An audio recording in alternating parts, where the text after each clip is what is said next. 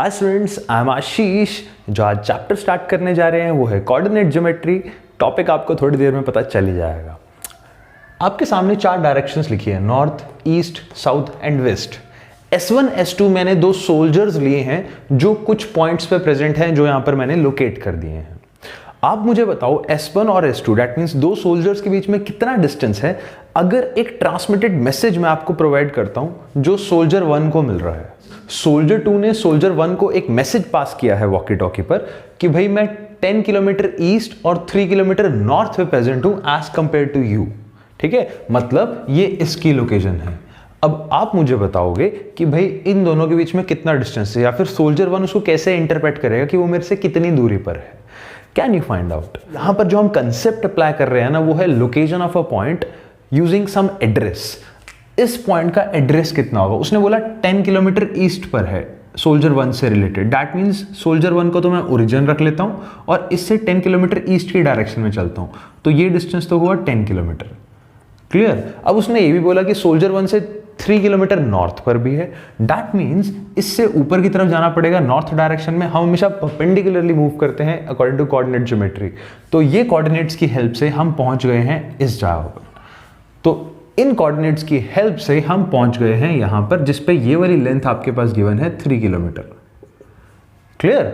हमने सोल्जर 1 से मूव करना स्टार्ट किया पहले ईस्ट में, that is towards 10 kilometre east, उसके बाद 3 किलोमीटर नॉर्थ, तो हम पहुंच गए हैं S2 के ऊपर। अब वापस से बात आती है कि इन दोनों पॉइंट्स के बीच में डिस्टेंस कितना है, या फिर सोल्जर 1 को सोल्जर 2 तक पहुंचने के लिए कितना डिस्टेंस मूव करना पड़ेगा। ये कंसेप्ट है डिस्टेंस फॉर्मूले का।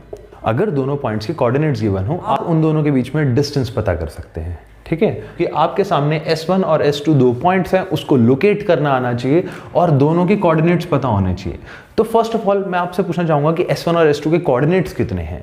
S1 के कोऑर्डिनेट्स हैं 0,0 बिकॉज उसको मैंने ओरिजिन मान लिया है इस क्वेश्चन में। ठीक है, S2 के कोऑर्डिनेट्स कितने हैं? अब देखो, कोऑर्डिनेट्स पता करने के लिए पहले मैं एब्सिसा लिखता हूं, that means the x axis coordinate, और वो है 10, तो यहां पर आ जाएगा 10।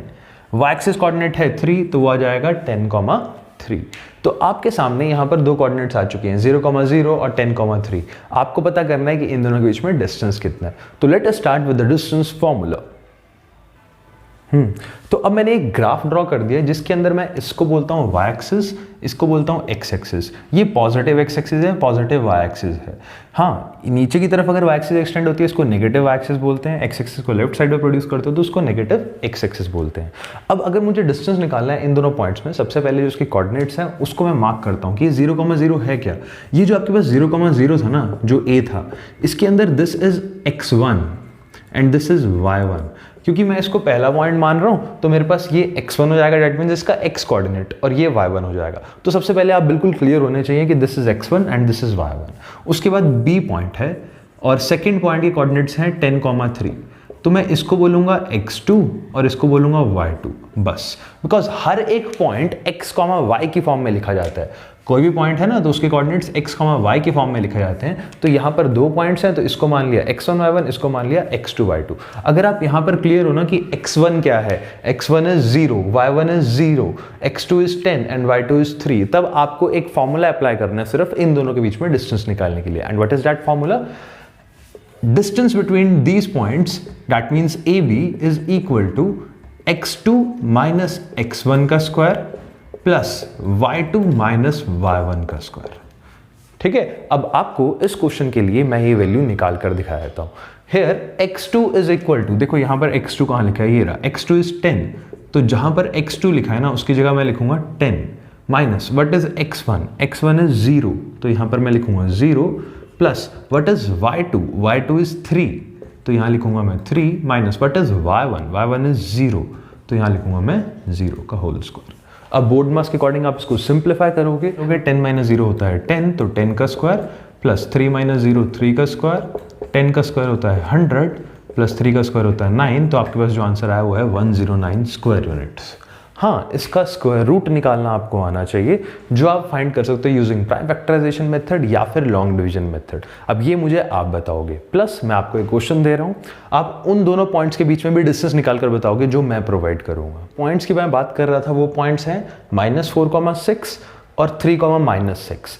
आपको क्या करना है, आपको इन दोनों पॉइंट्स के बीच में मुझे डिस्टेंस निकाल कर दिखाना है using this formula, distance formula.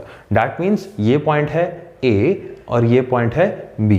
पहले आप इसको लोकेट करोगे अपने ग्राफ के ऊपर, और एक बार लोकेट करोगे तो उनको ज्वाइन करके जो डिस्टेंस होगा ना वो आपको मुझे निकाल कर दिखाना है। I am Ashish, I am signing off.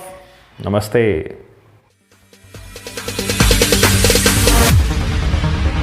No, there ain't no stopping us. Fly without boarding pass.